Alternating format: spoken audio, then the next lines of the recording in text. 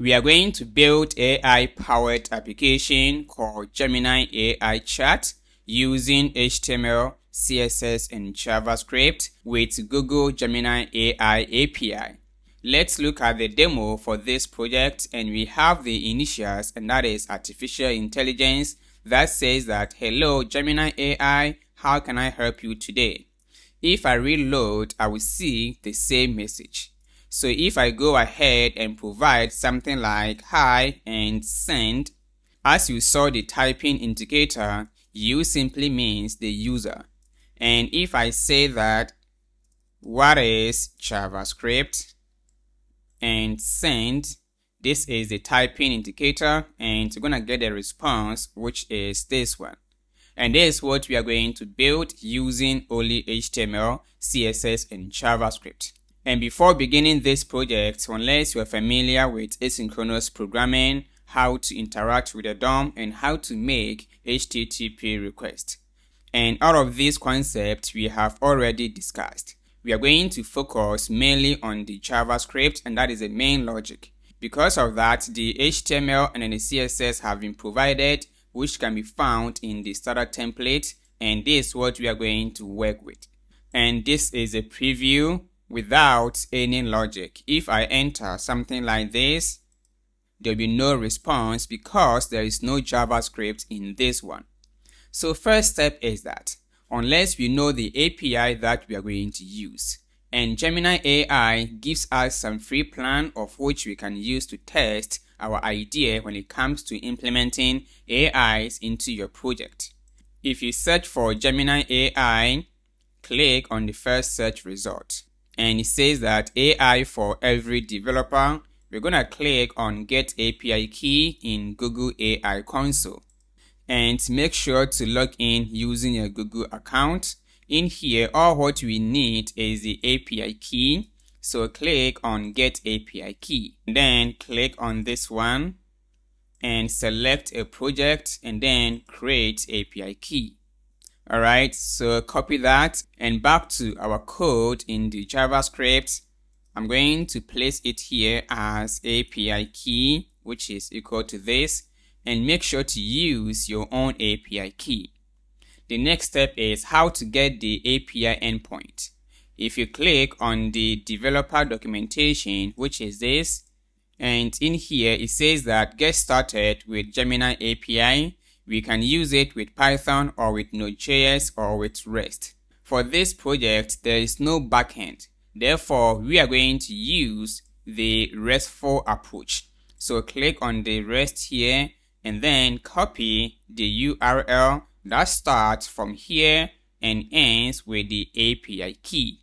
So copy that, and then back here, I'm gonna have a comment by saying that URL and then equal to this. I'm going to replace my API key with this one. And that is it. This is how you can get the API key. The next step is the structure, how we are going to send the data back to the AI model. And don't worry, when you get into code, I'll show you how to do it. So first step is that we are done with the URL.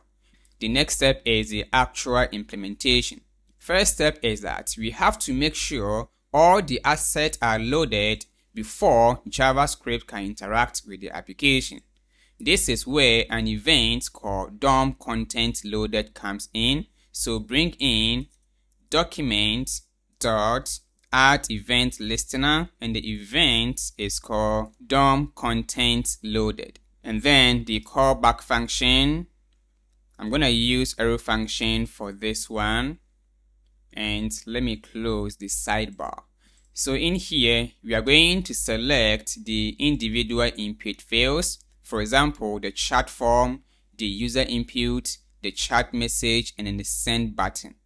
So if you look inside the HTML, we are going to select the chat form, which is this one. So it's going to be as const chat form is equal to document dot get element by ID, and the ID is equal to chat form, and copy and paste for the user input, and this is an input field with the ID called user input. Then the chat messages that can be found on the messages, let me see, which is this one. So use it as that, and chat messages. And lastly, the send button, which is this one. And I'm gonna change this one to send button. Let's begin with the first logic as auto resize the text area. Because for this, if the user is typing and the user is providing more content, we want to resize the input field.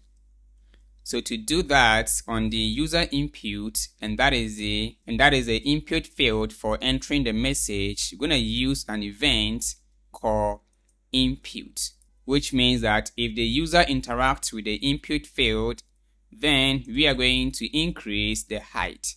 So here I'm gonna take the user input dot style dot height is equal to auto, and also we're gonna take the user input dot scroll height. Then let's add a pixels to it as px. The next step is the actual logic for the chat. We're gonna take the chat form dot add event listener, and the event type here is going to be submit, and then the callback function, and we have access to the event. And for this callback function, we are going to mark it as an async because this is where we are going to perform the asynchronous request. So the first step is that we have to prevent the browser default from reloading, and is equal to event.prevent default. The next step is let's get the user message, and that is what the user is providing in the input field here, like that. And we can get a message on the user input. So in here, I'm gonna say that const message is equal to user input dot value, and we want to trim any white spacing by using trim on that. So in case the user is not providing any message, then we are going to return. Then below here, we are going to add user message to chat, and we're going to have a function for that. So I'm going to label this one as to do, and after adding, then we're going to clear the input, and it goes like this: user input dot value is equal to empty string, and then the user input dot style dot height change to auto, and we have to disable the button by using the send button dot disabled, which is equal to true. And we need to show and this one is, we will do it later on, so let me mark it as to do. And below here, this is where we are going to make the actual request by using try and catch. In the try here, we are going to generate the response, and that is generate response. And for this, we're going to have a function for this. So I'm going to mark this one also as to do. And let's add finally, this means that this is going to be called irrespective of the state from the response. So let's work on the generating of the response. So below here is going to be as generate response, and it goes like async, then the function, I'm gonna call this one as generate response. This is where we are going to talk to the Gemini AI model for the actual response. This means this function will take in what is called the prompt, and that is what the user is providing to the AI. In here, bring in the fetch HTTP client, and we are gonna pass in our URL or the endpoint, which is this one. Copy that, use backtick, and then place it here as the second argument, and that is after the URL, bring comma and then the object. In here, you're going to specify the method. The method is equal to post method. And this is how the Gemini AI API requires. It requires what is called post method, which is this one, and then provide the headers, colon, and then object, and provide what is called content type. This means the kind of response that we want back from the AI. What we want is JSON. So here as application/JSON, then comma here and bring body and provide JSON.stringify. So in here, provide an object and then content. All these configurations are from Gemini AI, as you can see here. As an array, provide an object and then bring in what is called parts and also an array, and then provide an object. Then in here, provide text, and then we're going to use what a user is providing, and that is a prompt. And that is it. The next step is to make some conditions or checks. So let me collapse the fetch here, and then below here I'm going to say that if the response, let me assign to a variable. I forgot to assign this one to a variable as response equal to, and then bring await as that. On the response, we have a property called OK. So here as .OK, this means that if everything goes on well, but in case something goes wrong, therefore let's convert this one to false. This means that if the response is not okay, then gonna throw new error. Then below here we have the actual data as data is equal to await response.json. For this one we have done it many times. And lastly, we need to return the response. For returning, let's log the response coming back from the AI, and gonna call this function in here as that, and then pass in the user message as that. So let's get back to the application, open the console, and if I say hi and send, and as you can see, we got the response. If I expand this under the candidate, the first index, we have the content and then the part, and this is a response from the AI. So now we are going to extract the actual content by using data.candidate and then take the first index. On that, we have what is called parts, which is an array. We also want the first index, and then the property is equal to text. So now if I enter hi and then send, well, we got an error. I'm not accessing the properties well. After this, we have what is called content. Sorry guys, .content.part. So let me provide hi, and we got the response from the AI as hi there, how can I help you today? So we are going to return this response. Going to copy this as that, and now I can remove this one. So let's get into the add event listener, which is this one. This is where we are going to call the function as const, then response is equal to await generate response, and pass in the message. Alright, so let me remove this one from here. We have a function to add user message to the chat. The next step is to add the user message to the chat. For example, let me use the final one. If I say hi and the AI is typing, and then if I say how are you and send, as you can see, I'm adding my messages to the chat.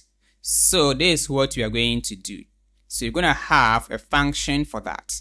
So let me collapse this one, and then below here is going to be add user message to chat. And the function goes like function add message, which is equal to, and for this function, it is going to take in the text and also to check if the message is from a user. So here as is user. So this is going to be either true or false, so that we can show either the message is from the user or from the AI. So now we're gonna assign as const message is equal to document dot create element, and then we're gonna create div element here, and let's add a class to that as message dot class name is equal to the message. Let me use backtick because I want to make some conditions here. The class name begins with message and then space. We are going to make a condition. If the message is from a user, then we're going to add the user message class. Otherwise, we are going to remove it. So here, bring the $curly braces, and if it's user question mark, then use the user dash message. Otherwise, use only message class. The next step is to include the initials, either AI or the user. So here is going to be message.innerHTML, which is equal to backtick, and div, let's provide a class equal to avatar. Then let's make a condition here, and that is if it is a user, then use the user dash avatar, else use empty string, and then for the value use the $curly braces. If it's user, then use U for user, otherwise use AI. Remove this one from here. Then let's add this div into the chat message. Remember, we have the chat message here, and in the HTML, this is where we have the chat messages. So let me rename this one to chat messages. Alright. So here as chat messages, well, I have to bring all these functions in the document loaded function or event. So here, paste that, and then use what is called append child. And what are we appending? We are appending the new element, and that is a message here. And let's add what is called chat messages dot scroll top, which is equal to the chat messages dot scroll height. This is going to adjust the height of the chat messages. And after that, let's also have a function to show the indicator, and it's equal to function show typing indicator. And we're going to create a div by saying indicator is equal to document dot create element, and the element is a div. And let's add a class as indicator dot class name is equal to message, and indicator dot inner HTML is equal to backtick, and provide a div with a class equal to avatar. Let me have it on one line as AI, then copy and paste. Let me expand this one. The class is called typing indicator. Then we're gonna have the following divs, and the class for this is equal to dot, and copy this one. Then below here, take the chat messages dot append child, and then use the indicator element, and also chat messages dot scroll to top is equal to the chat messages dot scroll height. And let's also have error message as error message function, and it goes like function add error message, and it will take in the text or the error message. And as always, we're gonna have a div as message, which is equal to document dot create element. Then we're gonna create div element and add a class as class name is equal to message. Then message dot inner HTML is equal to backtick, and let's have a div. Let me even copy this one, the one for the show indicator,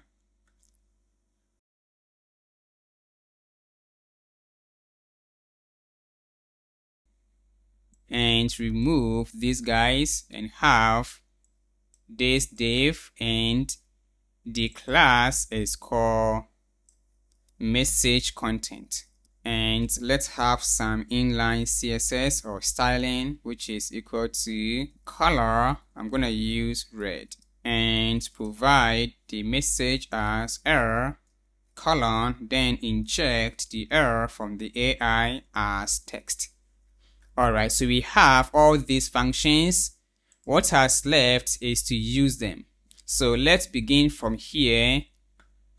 This is where we're gonna add the user message, which is equal to the add message function. And remember, it takes in two arguments, the text and then its user.